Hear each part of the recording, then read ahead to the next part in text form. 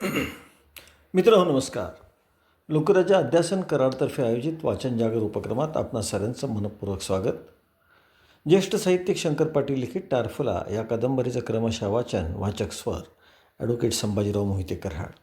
या वाचन जागर उपक्रमासाठी पाठबळ आणि प्रोत्साहन अर्थकारणातील अग्रेसर the Karad urban cooperative bank Karad आणि शिक्षणातील अग्रेसर अर्थातच भारती विद्यापीठ पुणे.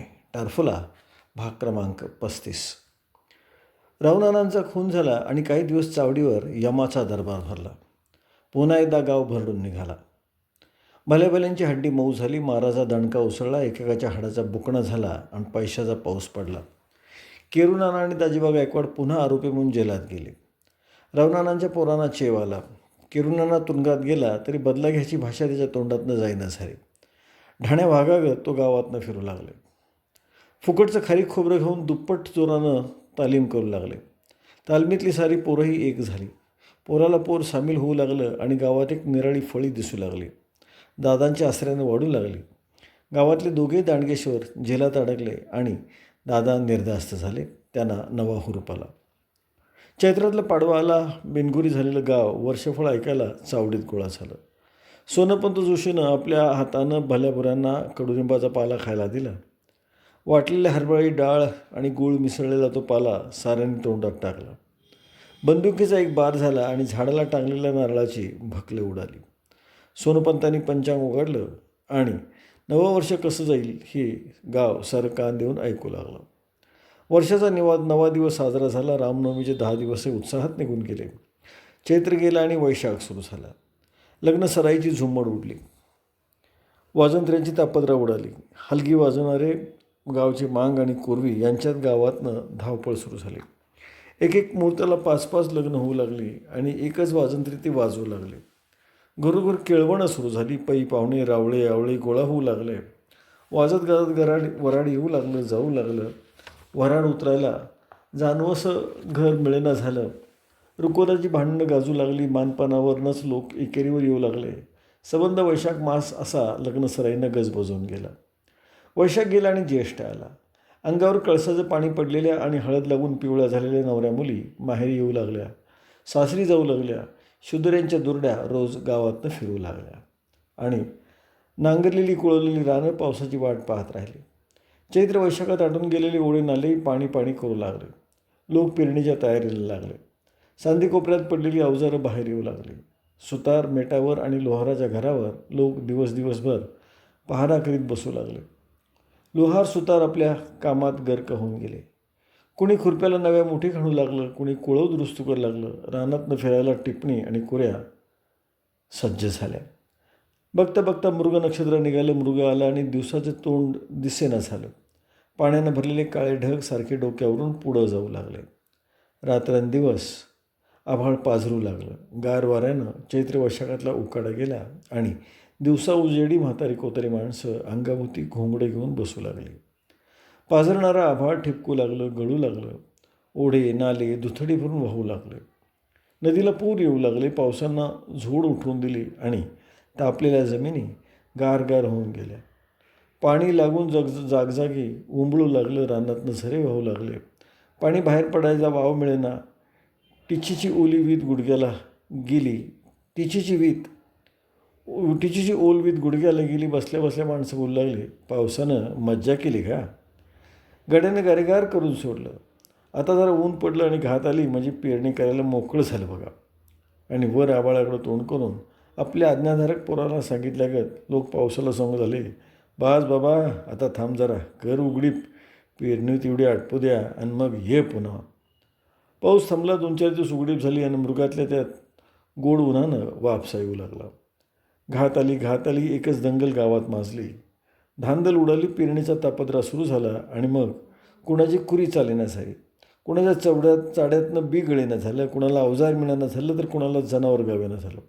कुणाला बी कमी पडू लागलं तर कुणाला ते पेरायला गडी सापडेना.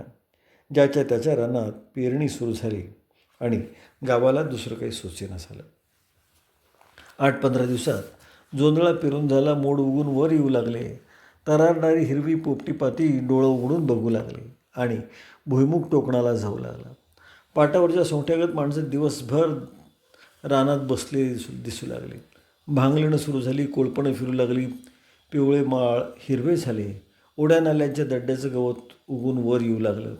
खिंडीच्या दोन्ही बाजूला हिरव्यागर्द झाडीनं डोंगर झाकले गेले. गळीतून पाणी खेळू लागलं आणि दिवसभर माळावर, डोंगरावर, दड्ड्याला जनावरांचे कळपच्या कळप चढताना दिसू लागले. ज्येष्ठ गेला आणि आषाढ आला. मृगात पेरलेली पिकं उगवून येऊ लागली. खुरपणी, भांगलणी, कोळपणी सुरू झाली. सारी रानं हिरवीगार झाली. पाऊस तब्येतशीर पडू लागला आणि ओढ्या नाल्यांचं पाणी झुळझुळ वाहू लागलं. रानातल्या पिकाचा आणि गवताचा मातकट वास दरवळू लागला. सारी सृष्टी हिरवळ बघून हिरवीगार दिसू लागली आणि बेंदूर आला. बेंदूर आल्याने घरोघर फिरून कुंभारानं चिखलाचे बैल दिले. गावच्या मांगानं घराघराला पिंपळाच्या पानाचं तोरण बांधलं. तेल हुंजून लोकांनी बैलांची शिंग रंगवली. निरांजन आणि भेंड्यांनी जनावरांच्या पाठीपोटावर रंगीबेरंगी छाप उठवले. अंगावर भिंगाच्या झुली घातल्या, नवे कासरे लावले, गळ्यात गंडा बांधला आणि शेंब्याला रंगीत गोंडे लावले. कुणी सजुगरा शिजवून घातला, कुणी गव्हाची सोजी करून चारली. नळ्यांना तेल अंडी पाजली. कुणी हौशी गाड्यांनी परड्यातलं झाड झुडपून कावळ्याची कोटी चापपली आणि तेल अंडी पिऊन सजुगरं खाऊन खोंड सुस्तावले.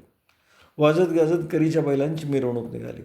हलगी, ताशा, लेझीम यांचा आवाज दिवसभर घुमत राहिला.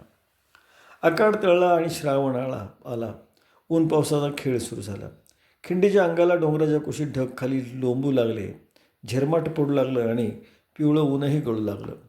इंद्रधनुष्याच्या सप्तरंगी कमानी दिसू लागल्या. त्या कमानीखाली उन्हाचा मुहूर्त साधून कोल्ह्याची लग्न होऊ लागली. हळद लागलेल्या पिवळ्या चिमण्या नांदायला सासरी आल्या. रात्रीच्या वेळी गावात पोथीपुराण सुरू झालं. कुणाच्या घरात रामायण लागलं, कुणाच्या घरात महाभारत सुरू झालं. मध्यरात्रीपर्यंत लोक पोथी ऐकत बसू लागले. 4 धार्मिक गोष्टी कानावरून जाऊ लागल्या. एका पाठोपाठ पावसाची नक्षत्र येऊ लागली, जाऊ लागली आणि बघता बघता नागरपंचमी आली. नागरपंचमी आली घराघरात खेळ सुरू झाले. लेकरवळ्या बायकाही फेर धरून नाचू लागल्या. नवरात्रात जागरण होऊ लागली आणि 1.5 दिवसांचं शिराळशेठचं राज्य आलं. गठड्यात बांधून ठेवलेला मोतीचूर जोंधळा तव्यावर उड्या मारू लागला.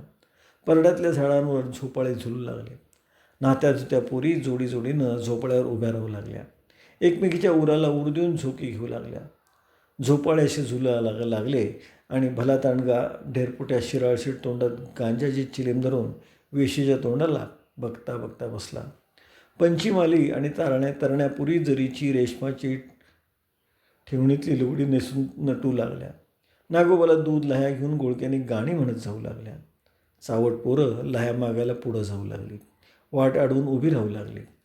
टोपलीत नाग घेऊन गारुडी गावात आले आणि दिवसभर त्यांच्या तोंडाची पुंगी वाजत राहिली. एक गोड नाद करत कानात ठेवून पंचमी निघून गेली. पंचम गेली आणि गौरी गणपतीचे दिवस जवळ आले.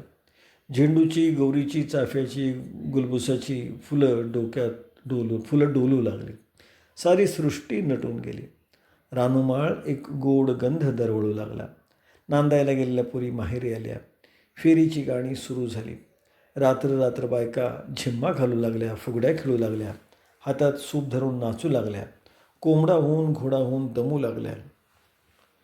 पकवा घालून तोंड दुखू लागली, घसा बसू लागला आणि घामानं अंगातली चोळी भिजू लागली.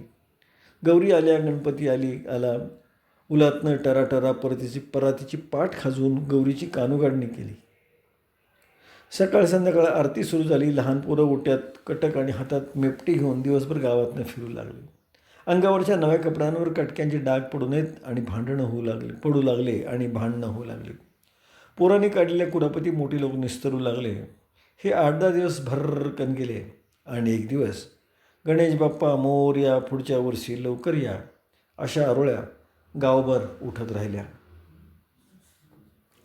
भादवा असा उत्साहात निघून गेला. पोथीपुराणांची समाप्ती झाली. पिशाची अमुषा झाली. भादव्याची पितरं आणि आहेव नवमीची जेवणंही झाली. मध्येच पावसानं ओढ दिली आणि लोक तोंड वर करून ढगाकडं बघत राहिले.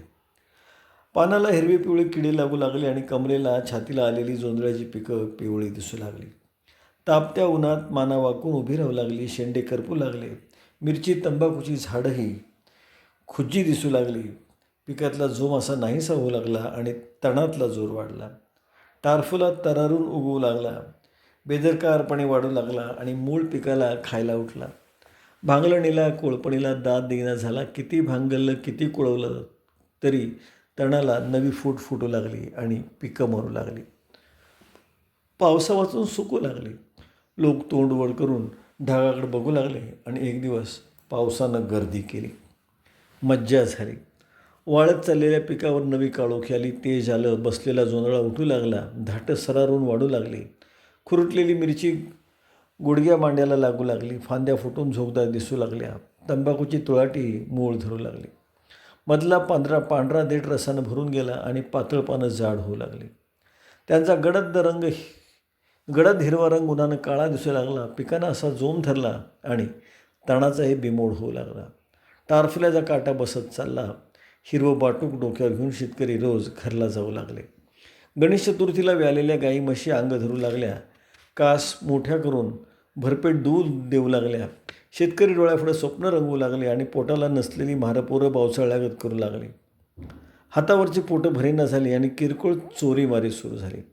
गोरगरीब पाटलाच्या तावडीत सापडू लागले. हुरड्या झोडपल्यागत पाटील त्यांना बळवू लागले आणि गाव त्यांना आशीर्वाद देऊ लागले.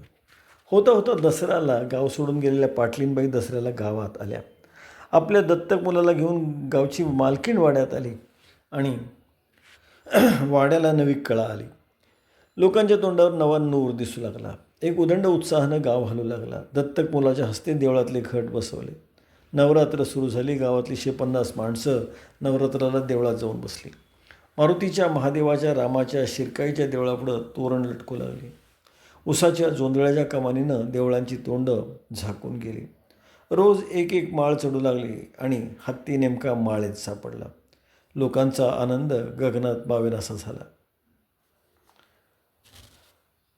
ठेवल्यासारखं रोज नेमानं पाऊस येऊ लागला. पावसानं झुडू उठवून दिली. पिकाला लागलेली किडीमुंगी धुवून गेली. गावात उत्सव जोरानं साजरा होऊ लागला. देवळापुढच्या मांडपात टाळ मृदुंग वाजू लागले. कुणी सुरेल गळ्यानं तर कुणी भसाड्या आवाजात अभंग म्हणू लागलं. गवळण गाऊ लागलं. पेटी वाजू लागली. डग्गा घुमू लागला. रोज रात्री राम मंदिरात कीर्तनही सुरू झालं आणि शिरकाईच्या देवळापुढं छत लावून सजवलेल्या मंडपात हंड्या झुमराखाली रोज रात्री नवे मुरळी येऊन नाचू लागली. तिच्या पायातले चाळ वाजू लागले. चवाकणं गसके देऊ लागलं आणि लावणीचा वेल मंडपात चढून पसरू लागला. रातराणीगत रोज रात्री फुलू लागला आणि गावाला काय काय बघावं आणि काय काय ऐकावं हे कळेना झालं. लोक जरा भजन कीर्तनात जाऊ लागले. कीर्तन ऐकून भजनाला येऊ लागले. अजून भजन ऐकून पुन्हा मुरळ्या बघायला जाऊ लागल्या. बघता बघता आणि ऐकता ऐकता पाया पोटात घेऊन तिथंच कलंडू लागले आणि शिलंगणाचा दिवस आला. अंगावर नवे कपडे घालून लोक सोनं लुटायला बाहेर पडू लागले. कोशा, पटके आणि बादली फेटे डोक्यावर दिसू लागले. आपट्याची माळ गळ्यात आपट्याचा माळ माणसांनी भरून गेला. जत्रा भरलेली दिसू लागली आणि गावाच्या अंगानं तालमीतली पोरं लेझिम वाजवत जवळ येऊ लागली. हलगी ताशांचे शेडे ऐकू येऊ लागले. वाजत गाजत मिरवणूक जवळ येऊ लागली. तशी माळावर जमलेली माणसं मान फिरवून बघत राहिली. मिरवणुकीच्या मध्यभागी एक सजलेल्या घोड्यावर दत्तक मुलगा आरूढ झाला होता. जरीच्या टोपीत घटावर उगवलेल्या रोपांचा तुरा खोवून मोठ्या ऐटीत बसला होता. सोनं लुटायला मिरवणुकीने माळावर येत होता आणि लांबलचक माणसांची ती रांग मुंगीच्या पायानं पुढं सरकत होती. मुलगा असा घोड्यावर बसला होता आणि पाटील, तलाठी, सारी मंडळी घोड्यामागनं चालताना दिसत होती. जशी माणसं मागं होती तशीच ती पुढंही होती. हातात हात्यानं घेतलेले सनदी मंडळी 2 रांगा करून घोड्यापुढं एका ठेक्यात चालत होते. त्यांच्यापुढं लेझमीचा ताफा उभा होता. लेझमीपुढं वाजंत्र्यांचं वाजाप सुरू होतं. हलगी बोलत होती. ताशा झडत होता. जागजागी जाळ करून भाया बांग हलगी शेकत होता. शेकून गरम झालेली हलगी गुडघ्यात वाकून ओठ खाऊन आणि मान हलवून तो वाजवत होता. त्याच्या अंगात आल्यागत झालं होतं आणि ताशेवालाही काही कमीचा नव्हता. डोळे झाकून तो डोलत होता. वरच्या दातात खालचा ओठ गच्च धरून तोही चेव आल्यागत करत होता आणि फुगवल्यागत गाल फुगवून कोरव्याचा भोंगासारखा सुरू होता. त्याच्या तोंडाला दम नव्हता. ही मिरवणूक अशी माळावर आली आणि कान बधीर होऊन गेले. भॉ करून भोंगासारखा सुरू झाला. ताड ताड ताड ताशा झडू लागला आणि हलगी बोलू लागली. टांग गुडगुड टांग गुडगुड टांग गुडगुड टांग टांग. शेवटी एक शेडा होऊ लागला. एकावर एक शेडा होऊ गेला. बडी मंडळी सारी आपापल्या जागांवर बसली आणि दांडपट्टा सुरू झाला. रावणाच्या मधल्या पुरानं सुभानरावानं हातात दांडपट्टा घेतला आणि चौताळ्याला चित्ता झेप घेऊन पुढे यावा तसा तो मैदानात आला. टाळ्यांचा कडकडाट झाला. वीज लखलखू लागली आणि हातातलं पातं थरथरू लागलं. उरातला श्वास उरात राहिला आणि डोळे रखून लोक बघत राहिले. सुभानरावाचा पाय जागे आला ठरेना आणि चक चक चक आवाज ऐकू येऊ लागला. बघता बघता बहादरानं अंगाचा मुटका करून वर उड्डाण केलं आणि भुईचा लिंबू मधनंच कापला. लिंबू जागचा न हलता फाकीवर फाक तशीच राहिली. कुणाला दिसली कुणाला नाही. आणि मग एक सनदी पुढं झाला. खाली वाकून भुईचा लिंबू त्यानं हातात घेतला. आपल्या 2 हातानं 2 फाकी धरून त्यानं हात वर केले. ते वर केलेले हात बघून लोकांनी काढ काढ काढ टाळ्यांचा गजर केला. डोक्याचे फेटे काढून लोक वर फेकू लागले आणि झिरू लागले. हलगीचा आणखी एक शेडा झाला आणि छान वाजवत धनगर पुढं आला. ढोलही वाजू लागला. दांडपट्टा झाला आणि धनगराच्या गजीला सुरुवात झाली. ऐटबाज फेटे बांधलेले, गळ्यात काचेच्या मण्यांची रंगीबेरंगी माळ घातलेले, तंग तुमानीवर भिंगाचे मलमलीत झाकीट लिहिलेले 8-10 धनगर गडी एक हात कमरेवर ठेवून दुसऱ्या हातातला रुमाल हलवत मोर नाचवत यावा तसे पुढं आले. जोडीजोडीनं उभे राहिले. एकमेकांचा हातात धरून अंगाभोवती गोल फिरू लागले. कमानी करू लागले. खाली बसू लागले. ढोलाच्या तालावर गजी नाचू लागल्या. झांजा वाजू लागल्या. आवाज घुमू लागला आणि नाद उठू लागला. धनगरांचा खेळ झाला. कुस्त्या झाल्या आणि मग बसले लोक उठले. सोनं लुटायची झुंबड उठली. जत्रा फुटली. गर्दी गावाकडे लुटली. सोनं द्यायला सारा गाव वाड्यावर आला. लहान थोर म्हातारी कोतारी सारीच येऊन सोनं देऊन गेली आणि वाड्याच्या चौकातनं आपट्यांच्या पानाचा खच पडला. शिलंगण झालं. 4 लोकांच्या भेटी घडल्या आणि दसऱ्याला आलेल्या बाई नव्या रंगीत काचा बसवलेल्या सारवट गाडीतनं पुन्हा माहेरी गेल्या.